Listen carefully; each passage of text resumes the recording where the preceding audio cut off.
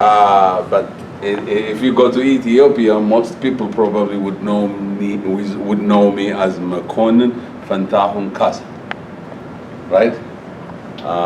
So I've been out here at Microsoft as a full-time employee for almost 14 years. But I've been around the IT industry altogether for a little over 23 years.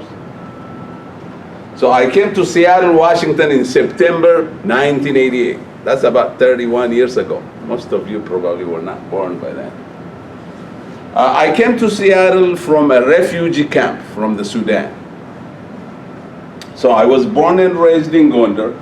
I don't know if many of you know that little place in Ethiopia, northwestern part of Ethiopia, right there on the corner, right by the border of the Sudan. And I was a refugee there for about 4 years. So I was born and raised in Gondar and went to school there, finished high school there. As a matter of fact, very recently I went back to visit my elementary school. I went there about 40 years ago, 50 years ago, I don't know. They still don't have a library there. They don't. That elementary school, one of the largest elementary school in the city of Gondar, still doesn't have a library. So I'm actually raising funds to build a library there. Right? And I have been helping with dirt poor high school. Still, I think some people from Gondar are trying to raise some funds to help rebuild that school and build a library and a computer lab and stuff like that. So when I went to that school, to both the elementary school and high school there, I don't even remember reading books. So our teachers would come and, lecture to us, write stuff on the whiteboard or the blackboard, and then we'll take notes and we'll go, take exams. So when I was about, maybe 19 years old, you would probably notice that I will just throw dates around and age around, because in Africa, specifically in Ethiopia, we don't even know our date of birth, right? Midwives, right? Our moms just give birth, and the neighborhood just helps them out. No hospitals, no birth records. So, just a side joke, most refugees who came from Ethiopia, their birthday is January 1st. You know why? When we went to the American embassy to be interviewed, to come to America or Canada for resettlement purposes, we had to find a date that we can remember because we didn't know our birthdays. So that's why most refugees, you would find their birthday as January 1st, or whatever the year. I was actually a little bit lucky because 2 Ethiopian birr a month, an additional payment. So in order for him to collect that, he said, register. That's how I knew my birthday. Most Ethiopians would probably say, hey, Mekonnen, you're just joking. I actually know my birthday. So when I was about 18 or 19 years old, the Ethiopian government at that time had a national service program where youngsters who were 18 years old or older were mandated to register to serve in the military and go to war, right? So I don't know how much history you know about Ethiopia at that time, but there was all kinds of political problems and turmoils and killings and what have you. So when I was growing up, as a matter of fact, this is where I get a little bit emotional, when we were actually a teenager going to elementary school and what have you, and when that revolution happened, and the government was like randomly killing people, and they would let their dead body lay around the side of the street for 12 hours. So when we were young and we were going to school, we used to walk to school and at the same time look all these dead bodies lying on the side of the street, getting hit by that hot African sun, right? And sometimes even, getting inflated and popping up. And I remember actually instances where when they killed this guy, they hit him on the head and they blew the brains open apart, activity. And then there were all kinds of other organizations, right, trying to fight against that government. Like the TPLF, right, from the north, the Tigrayan people were trying to say, screw that, man, we don't want to be Ethiopians anymore. We're going to be our own people or our own country. The Eritreans, the Oromos, I mean, there was all kinds of war. As a matter of fact, at that point, probably there were about 17 different organizations fighting against that government. And that's when the government came and said, hey, Mekonnen, man, we'd like you to become a soldier and go fight a war with us. I said, hey, I ain't going to have that. And then with a couple of friends of mine, we literally walked up and went to the Sudan and became a refugee. I mean, you know, as I told you, I was born and raised and got educated in Gondar. I have never been outside of Gondar at all.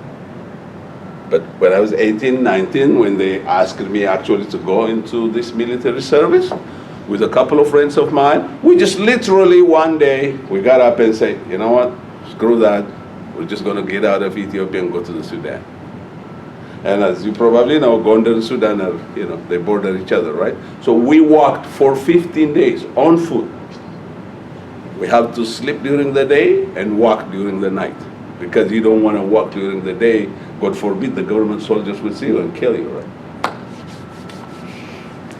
So after 15 days of walking, and unfortunately it was like that, because we were sleeping and it was raining, and we got up and we walked. All the clothes would dry on us, and we just kept walking. So by the time we got there, like all our bodies were like a meat out of a fridge. And the Sudanese received us and put us in at a refugee camp. And when we got there, there were thousands and thousands of Ethiopian refugees from all over Ethiopia. And a whole bunch of them were dying every day because of all kinds of communicable disease, diarrhea and malaria, and you know it, they had it. And I said, oh man, I ran away from death there, and death were waiting for me there. So what do I do? So I had to kind of be a little creative, find the money, and bribe the Sudanese soldiers, and got out of that refugee camp and went to a small city called Gadaref. Small Sudanese city, Gadaref. As I told you, that was my first time to be outside of Gondar, let alone outside of Ethiopia. And all of a sudden, I'm here in the Sudan. Arabic people, vast majority of Muslims. They speak a different language, all kinds of different cultures. I just didn't know what to do. But I didn't have any other option. And I was fortunate enough to find other Ethiopian refugees who were living in that small city. And they helped me find a job as a housemaid. So there was this large Sudanese family, you know, they've got a big camp. When I'm done, I go to the next town. And there were like 6 different families. And when I'm done with that, I had to go wash clothes. They didn't have washing machines, so I have to do it manually. Right? Outside, under the sun. In Sudan, the temperature can be like 120 degrees, and I'm sitting outside washing. Then you wash it, and you put it on that string to dry, and all of a sudden it dries, and then you have to iron. So I did that for about a year. Then I had another job, and eventually I was working at this Sudanese family who were actually farmers, who lived in Khartoum, the capital city of Sudan, but they were coming to Gadaref for farming. So when I worked with them a little bit, I told them, hey, I want to go to Khartoum. And they said, hey, no problem, we'll take you with us. So, you know, while I was in the Sudan, I was really interacting a lot. I was going out. I mean, within the next 6 months, not only I was able to kalam Arabic, not only I was able to speak Arabic, but I was even able to read and write. I was actually go to court and translate to Ethiopians who were getting in trouble. You know, in the Sudan, they had the Sharia law, right? There was no alcohol. Alcohol was forbidden. There were these Ethiopians, you know, they are very creative, and they, you know, brew alcohol and they drink and they get in trouble. The police catch them and throw them in jail and they go to court. So I used to go there and translate for them. And so within the, like 6 months of being there, who were already resettled in Seattle in the 1980s. So they were trying to sponsor her to come here. And I said, hey, marry me. She married me and brought me here in September 28, 1988. And I hardly spoke a word of English, and now all of a sudden I'm here in America. Again, I found some friends who helped me to get a driver's license, start driving a cab. So I drove a taxi cab in the city of Seattle for 5 years, between 1990 all the way through 1995, Monday through Friday. Go to school at UW. I went to Shoreline first and then to UW because I said, hey, I need to go to school to learn the language, to understand the culture, and then eventually find some better opportunities for me, right? So I started taking English as a second language class at Shoreline Community College, and I liked it. So eventually, I did all the requirements and this and that and transferred to UW and studied mechanical engineering there. And graduated with one of the highest grades from a University of Washington Mechanical Engineering Department in 1995. Sorry.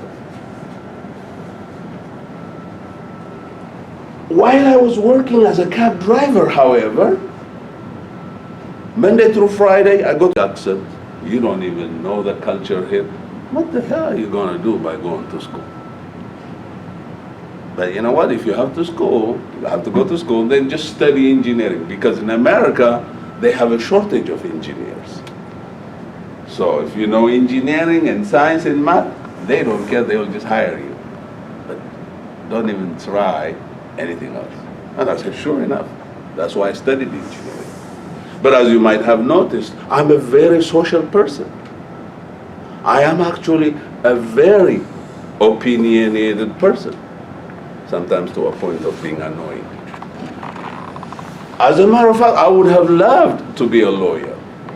I would have loved to be a politician. I would have loved to be actually a counselor like this, or a motivational speaker, as a matter of fact. That was my interest. But when those people told me, hey, you know what? Just go study engineering, you'll get a job and you'll have a life, and that's it. I said, yes, sir. But by the time I was about to graduate, I didn't want to be an engineer. So that's when I was driving a cab, I was giving a ride to this nice young white guy. He was a Canadian. He was sitting in the back. Sir, how are you? Where are you going? Vancouver, British Columbia. You're flying to Vancouver, British Columbia? Yes. Why? Why don't you drive? No, I do this every weekend, so I'm tired of driving. Early 1990s. So all the internet, all this computer was new for everybody. So wow, that sounds interesting, man. I want to do what you're doing. He looked at me and said, Cavi, are you kidding? Have you smoked something today? Can you share it? I said, no, man. I'm actually going to school at University of Washington. I'm studying to become a mechanical engineer, but I don't want to be an engineer. But what you do sounds interesting. I said, wow, you look like a very interesting guy. Here is my business card. Call me Monday. I called him Monday, and I took him to Ethiopian restaurant, or Eritrean restaurant on Broadway, Zula. Very nice Ethiopian restaurant. We were sitting and said, wow, interesting. Do you have a resume? I said, what's a resume? I said, yeah, you need to have a resume. You have to write, what you want, what kind of skills you have, what kind of experiences you have, what can you bring to the company. Write that down and bring it, and I'll give it to my company. And I said, okay. Found some templates, wrote it, and I called him, hey, I have it ready. He said, hey, go to Anderson Consulting Office, 2nd and Madison, downtown Seattle, give it to so-and-so. I did. The office called me, and I said, they called me, what do I do? I said, well, they're going to interview you. I've never been interviewed in my life. Oh, well, I'll help you how to interview. I said, what? I need to buy a suit and the shirt and the tie, but I don't know what to do, help me. So that young man was nice enough to help me buy a suit, a matching shirt, a tie the tie, loosen it up and say, okay, don't mess it up. Just put it in, tighten it up. I said, cool. So I bought 2 suits. One gray, one black. I still have them. So I went for an interview. and then got called for a second interview. I called the guy.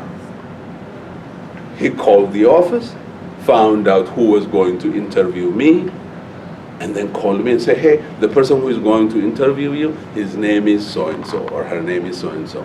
This is what she does. She may likely ask you this kind of question. Make sure to answer like this.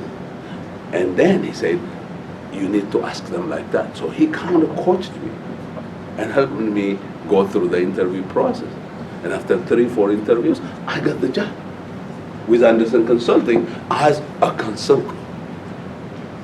And then I went to Chicago, Illinois for like a 2 weeks training, computer programming and consulting training. And my first project was at Microsoft. That was in 1996. I came here as a consultant, did some work as a consultant for about 4 or 5 years, and then went and found a job with another company, did some work, and eventually got tired of traveling. And I reached out to the people at Microsoft with whom I worked with before. And I said, hey, I need a service engineer at Microsoft. So that's my story.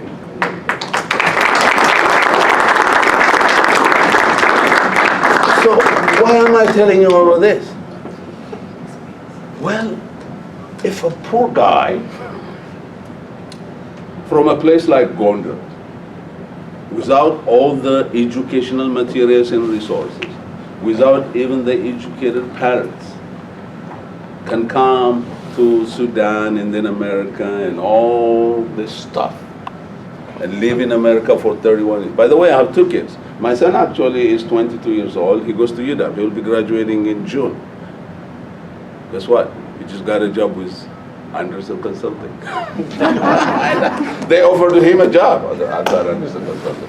So, if for someone like me, I hardly spoke a word of Arabic or English or anything. Right? I still probably don't. You know what I mean? But, you know, it is not easy. By any stretch of imagination, it's not.